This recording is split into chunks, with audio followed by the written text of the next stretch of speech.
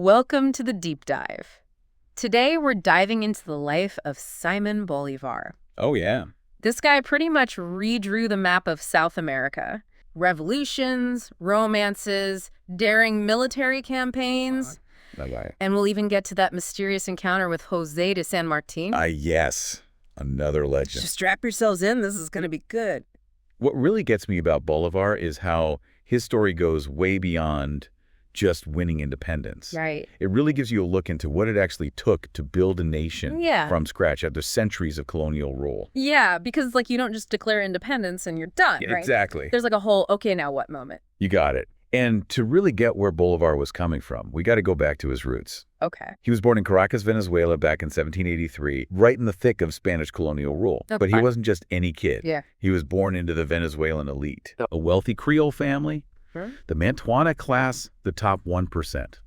Landowners, serious money, the whole 9 yards. So living the good life, but still under Spanish control. Exactly. Money they had. But the real power, the political control, was all in the hands of Spanish-born officials. I bet that bred some resentment. Oh, you better believe it. It made them crave equality and self-rule, which is something you see popping up all over South America during this time. It's kind of like that no taxation without representation thing that got the American colonists fired up too. Spot on. And for the Creoles, the desire for political equality. That was the engine driving the whole independence movement. Makes sense. Plus, don't forget, this is a time of massive global upheaval. Oh, yeah. Napoleon's tearing things up in Europe. The American Revolution just succeeded these ideas of liberty, self-determination, spreading like wildfire. So the world's changing, and young Bolivar is about to get caught right in the middle of it all. He is. But before we get into all that revolutionary action, his life takes a pretty tragic turn. He loses both his parents by the age of 9. It's hard to imagine the impact of that at such a young age. Yeah. He was raised by relatives and this really fascinating figure, a beloved enslaved woman named Hippolyta. Wow, I didn't know that. It doesn't get talked about much, but it really highlights the complex social dynamics of the time. Yeah. This future liberator, raised by someone who wasn't even considered a free person. It definitely adds another layer to his story. And despite all that hardship, he still got a top-notch education. Oh, yeah, he did. Learning from the leading thinkers in Caracas. He's exposed to all those Enlightenment ideals that are sweeping through Europe. So you've got that foundation of revolutionary thought and his own experience with the injustice of colonial rule. It's all there, brewing. It's a potent mix. And those two forces are going to collide in a major way. Oh, boy. As a young man, he gets sent off to Spain for more studies, and he dives headfirst into the high life. He even falls in love and gets married. To Maria Teresa Rodríguez del Toro. Sounds like things are looking up, but I have a feeling this is where things take another turn. Oh, tragedy strikes again. Maria Teresa dies from yellow fever. Oh, no. Just a year after they're married, Bolivar's devastated. Wow. He retreats back to Europe, where he gets caught up in the whole whirlwind of Napoleonic France. So we've got a heartbroken, well-educated young man from this elite Creole family watching revolutions unfold all around him in Europe. Yep, all the pieces are falling into place. And this leads to that legendary oath of Montesacro in Rome. Oh, yes. Bolivar standing on that hilltop, vowing to liberate South America from Spanish rule. It's a powerful image, for sure, and it's the perfect example of those intrigue points you mentioned earlier. Okay. Some historians actually debate whether that oath happened exactly like that. Really? It makes you think about the stories we tell about our heroes, doesn't it? Yeah, like how much is truth and how much is legend. Exactly. Yeah. This debate isn't about diminishing Bolivar. It's about understanding how history gets written, who gets to tell the story. Right, because history is always more complicated than a simple story. You got it. What we do know for sure is that Bolivar returned to Venezuela a changed man.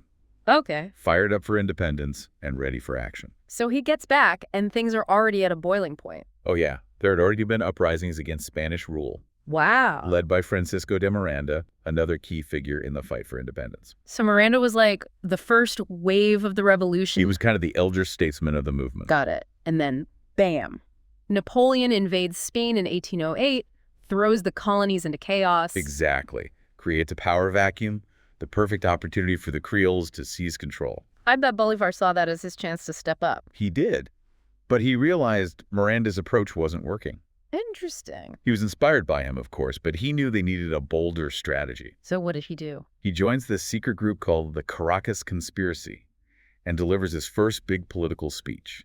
Ooh, secret societies and fiery speeches. We're talking fire and brimstone stuff, urging immediate action. He goes from tragic romance to revolutionary firebrand. Talk about a life story. His life has more twists and turns than a mountain road. And then, boom, Venezuela declares independence that same year. That's right, 1811. The first republic is established. Victory. I guess that's the end of the story. Everybody lives happily ever after. Oh, if only it were that easy. Creating a new nation isn't just about declarations and speeches. Right. It's about navigating a minefield of challenges. Oh boy, I bet. Internal divisions, powerful enemies, and the massive task of building a working government from nothing. Sounds daunting. And that's where things get really interesting. Okay, so we've got this brand new republic. Everyone's probably partying in the streets, right? You'd think so, but building a nation, it's not exactly a piece of cake. Yeah, can imagine. Remember those internal divisions we talked about? Well, they come back to haunt the First Republic. Oh no. And they hit hard, combined with a fierce Spanish counterattack. It all falls apart within a year. Wow, that's rough. And Bolivar, he takes this pretty personally, doesn't he? He does. He puts the blame squarely on Francisco de Miranda for surrendering to the Spanish. So what happens to Bolivar? Bolivar ends up fleeing into exile. Exile. First to Curacao, then to Cartagena, in what's now Colombia. But you know what? What? This exile might have been a blessing in disguise. Really? How so? It seems like the opposite of what a revolutionary leader would want. True, but it gave him a chance to breathe, to think strategically, to really get his thoughts down on paper. So he's strategizing during this exile. Big time. This is where he refines his vision for an independent South America. Okay. He writes, constantly producing some of his most influential works, including the famous Jamaica Letter. Okay, so the Jamaica Letter, what's the big deal about it? It's basically his political manifesto. Oh, wow. He lays out this incredibly ambitious plan, a federation of independent republics, Oh, okay. stretching all the way from Mexico to Argentina. Whoa, that's a huge chunk of land. Right. A whole continent united, free from colonial rule. Talk about thinking big. And these ideas, I'm guessing they were heavily influenced by those Enlightenment ideals he learned back in Europe. Oh, absolutely. Bolivar was all about republicanism, popular sovereignty. Right. The idea that governments get their power from the people they govern. This wasn't just talk to him. Right. These were the foundation of a new world order. So he's got this grand vision, and he's honing his political skills in exile, but you can't liberate a continent from afar, right? How does he make his comeback? Well, in 1813, he launches this campaign that becomes known as the Admirable Campaign. Okay. This incredibly daring strike back into Venezuela. He catches the Spanish totally off guard. Now that's an entrance. Totally. Huh. This is where the legend of El Libertador really starts to solidify. He's not just a writer and thinker anymore, right? Well, now he's a proven military leader. Wow. He's got this incredible charisma that inspires his troops and terrifies his enemies. So what happens next? Well, he establishes the Second Republic, much like the first one. Yeah. It's short-lived. You're kidding. What happens this time? It's a perfect storm of challenges. Constant attacks from royalist forces, those persistent internal divisions. Still. Oh, yeah. And then you've got the complex web of social and racial dynamics in the region. Right. He's trying to create a nation out of a very divided society. Exactly. So many factors at play. Yeah. And one of the most controversial things he does during this time Yeah. is issue his decree of war to the death in 1813. What's that? It's a decree stating that any Spaniard or Canarian, Canarian? people from the Canary Islands, a Spanish territory, Okay. will be executed no matter what side they're on. Whoa, that's pretty extreme. What was the reasoning behind that? Well, he argued that it was a necessary evil Okay. to break the cycle of violence and prevent people from supporting the Spanish. Mm. But it definitely caused a lot of controversy within the independence movement. Mm. Some saw it as straight-up cruelty. Yeah. I can see why it really highlights the brutality of war. It does. Yeah. And it brings up those tough questions that we still wrestle with today. Like, what are the limits? Exactly. How far is too far, even when you're fighting for a just cause? What are the limits of acceptable violence? Those are some heavy questions. They are. So in the midst of all this, Yeah. Bolivar gets knocked down again, forced back into exile in 1814. Again. Where does he go this time? Guess. Back to Jamaica. Jamaica. The same place where he wrote that famous Jamaica letter we were just talking about. Wow. This is where his strategic thinking really comes through. Okay, so I'm curious. How does the Jamaica letter go beyond laying out his vision for a united South America? He doesn't just talk about ideals. He analyzes the whole global political landscape. Wow. He breaks down the interests of different European powers like Britain, France, Right. and figures out how to use them to his advantage. He's playing the long game. Exactly. Yeah. Like a revolutionary chess master. He knows winning independence isn't just about battles. Right. It's about winning hearts and minds, both in South America and abroad. Gaining international support. You got it. He has to convince the world to take his side. It's about building a movement, not just an army. Precisely. But Bolivar is also a realist. Okay. He knows there's one place that holds the key to breaking Spanish power in South America. Where? Peru. Peru. And that's where we'll find that fateful meeting with José de San Martín you mentioned earlier. Oh, yeah. The guy who liberated Argentina and Chile. Right. They meet in Guayaquil in 1822. Wow. And it becomes this historical moment shrouded in mystery. Wait, hold on. Two of the biggest names in South American independence meeting face to face? I know, it's epic, right? Totally. What happened? Still the tea. That's the thing. There are no official records of what they talked about. Right. All we have are guesses and rumors. So what do we know? We know that San Martín, for reasons that are still debated today, leaves the picture soon after their meeting. Wow. Bolivar is left to lead the final push for Peruvian independence. It's like a scene from a movie. Right. Two legends, a secret meeting, and then one just walks away. What do you think they talked about? It's fueled countless historical debates. I bet. Some say they clashed over military strategies. Okay. Others believe it was a power struggle, whatever the reason. Yeah. San Martin's exit leaves Bolivar with a clear path to becoming the dominant figure in the fight for South American independence. So does he succeed? Does he liberate Peru? He does. After years of grueling campaigns, Wow. he wins decisive victories at Junin and Ayacucho in 1824. That's amazing. These victories essentially mark the end of Spanish rule in South America. That's huge. Talk about a legacy-defining moment. So with Peru free, Bolivar's dream of a united Gran Colombia finally comes true. Well, kinda. He establishes the Republic of Gran Colombia. Okay. This massive territory encompassing what's now Venezuela, Colombia, Ecuador, and Panama. Wow. It's a huge accomplishment, but holding this massive, diverse nation together Yeah. turns out to be way harder than anyone imagined. Right. I guess winning independence is one thing, but governing, that's a whole different beast. You got it. So what were some of the biggest obstacles Bolivar faced in keeping Gran Colombia united? That is the million-dollar question. Okay. The question that defines the next chapter of Bolivar's life, and the answer. Yeah. It's more complicated than you might think. Okay, so Bolivar pulled off the seemingly impossible. He beat the Spanish, created this huge new nation. But, like you were saying, governing this Gran Colombia, not exactly a walk in the park. No, not at all. I mean, try to picture it.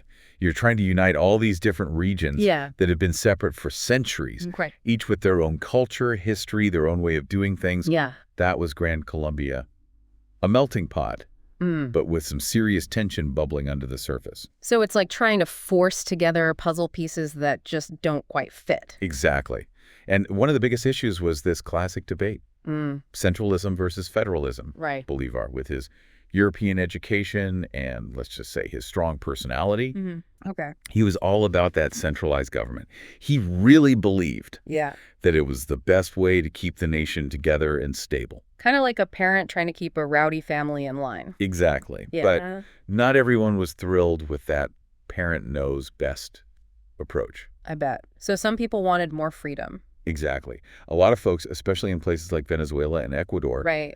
they wanted more autonomy, more control over their own affairs. Okay. They saw Bolivar's centralist ideas as a power grab, a way for Colombia, with its larger population and economy, Yeah. to basically run the show. So it wasn't just about these abstract political theories. No. It was about real power. It was about who controls the resources, who makes the decisions. Right. The nitty gritty. Exactly. And all this is happening Yeah. while they're dealing with the aftermath of war. Oh, right. The economy's a wreck, infrastructure's destroyed, social unrest is everywhere. So not exactly the best conditions for building national unity. It's not ideal. Yeah. And it's in this pressure cooker that Bolivar, Yeah. the hero, the liberator, Right. starts making some decisions that rub people the wrong way. Okay, like what?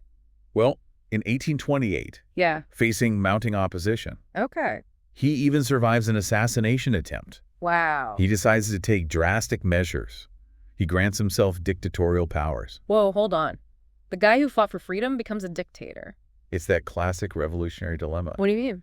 How do you balance the need for order and stability Yeah. with the ideals of liberty and democracy? It's a question that revolutionaries throughout history have struggled with. Wow. So what happens? Does Bolivar's does Gran Colombia survive?